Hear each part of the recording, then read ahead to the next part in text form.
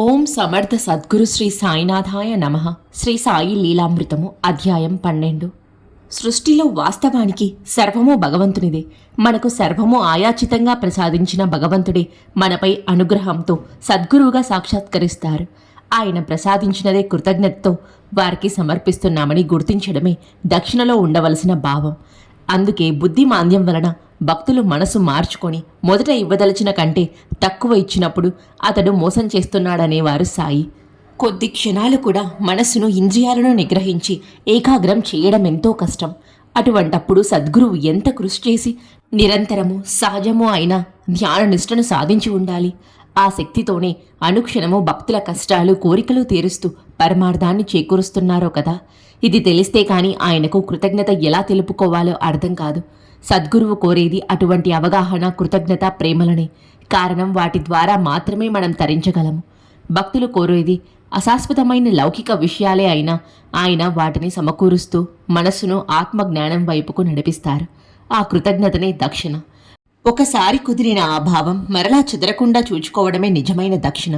వారు నిరంతర తపస్సుతో కూడబెట్టిన తపశ్శక్తిని మనం వారి రక్షణలో పొందుతాము. కనుక మనం కూడా ఎంతో శ్రమించి ప్రీతితో కూడబెట్టుకున్న ధనంలో సాధ్యమైనంత దక్షిణగా సమర్పించడం ధర్మమని ఋషులు చెప్పారు.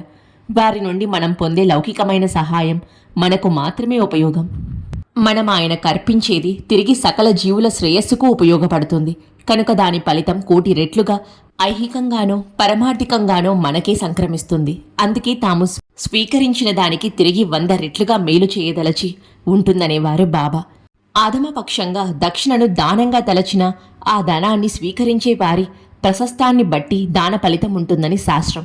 అలా సాయికి సమర్పించబడిన దక్షిణ సకల దేవతలకు, సత్పురుషులకే కాక సకల సృష్టికి, పరమాత్మకు చెందుతుంది. మన భావము, గుర్తింపులపై మనమిచ్చే దక్షిణ యొక్క ప్రాశస్త్యం ఆధారపడుతుంది. సాయి అడిగిన దక్షిణ అదే. సాయి కొందరు భక్తుల వద్ద దక్షిణ అడిగి తీసుకునేవారు, కొందరిస్తే తీసుకునేవారు. కొందరితో తాము సాధువు కనుక ధనం స్వీకరించరాదని సౌమ్యంగా వద్దనేవారు. కొందరిచ్చి దక్షిణ కఠోరంగా నిరాకరించేవారు. దక్షిణ అడిగే రీతులు కూడా వేర్వేరుగా ఉండేవి. కొందరి వైపు మౌనంగా చేయి చాపేవారు. కొందరితో దక్షిణ కుక్షణ ఏమైనా ఇస్తావా అనేవారు. ఎవరైనా ఇవ్వకుండా ఏమీ అనేవారు కాదు. అబద్ధం చెబితే బయట పెట్టేవారు. అయిష్టంగా ఇచ్చిన ఆ పైకం అన్యాయార్జితమైన స్వీకరించేవారు కాదు. సాయి దక్షిణతో కొంత ధునిలోకి అవసరమైన కట్టెలు కొనడానికి, మసీదులోను దేవాలయాలలోనూ దీపాలలోనే కొనడానికి ఖర్చు పెట్టేవారు. మిగిలిన పైకమంతా సాయంత్రం అయ్యేసరికి పేదలకు, సాధువులకు పనిచేసేవారు. ఇదంతా తెలియని వారు సాయి భక్తుల వద్ద డబ్బు గుంజుతారని ప్రచారం చేసేవారు. భక్తులు ఆపత్ సమయాలలో దేవతలకు మ్రొక్కుకొని కష్టాలు తొలిగాక మర్చిపోతే బాబా వారి వద్ద ఆ పైకం స్వీకరించి రుణ విముక్తులను చేసేవారు. తరచూ ఆయన కోరే పైకం ఆధ్యాత్మిక సత్యాలను సూచించేదిగా ఉండేది. రఘువీర్ పురందరే వద్ద బాబా ఎప్పుడూ 2 రూపాయలు మాత్రమే దక్షిణ కోరేవారు. అతడు ఒకసారి కారణం అడిగితే, నాకు కావలసింది కాసులు కావు, నిష్ఠ, సబూరి అన్నారు సాయి. బాబా, నేను 2 ఎప్పుడూ సమర్పించాను అన్నాడతడు. నేను వాటిని సమర్పించలేదు. నీ భక్తికి నిశ్చలం కాలేదు.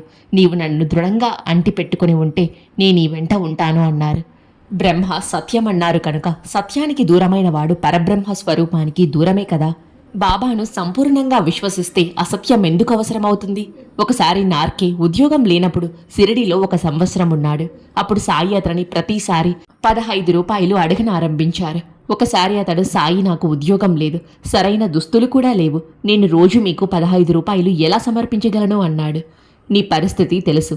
నీవు చదువుకున్న యోగ వాసిష్టంలోని బోధ నీ మనసులో నాటుకోవాలి. ప్రపంచంలో జీవిస్తున్న విషయాల పట్ల నిస్సంగుడవై ఉండాలని నా భావం అన్నారు. గురుబోధ యొక్క సారం గ్రహించి దాని ప్రకారం మన యోచనను, పనులను సంస్కరించుకున్నప్పుడే మనం నిజంగా గురువును ఆశ్రయించినట్లు. అలా కాకుంటే అది మిథ్యాభక్తే. దహాను నివాసి ఉత్తవేస్ జ్ఞానేశ్వరి పారాయణ చేశాడు. కానీ అతడికేమీ అర్థం కాలేదు. బాబా ఆజ్ఞాపిస్తే తప్ప అతడు మరలా పారాయణ చేయదలచలేదు.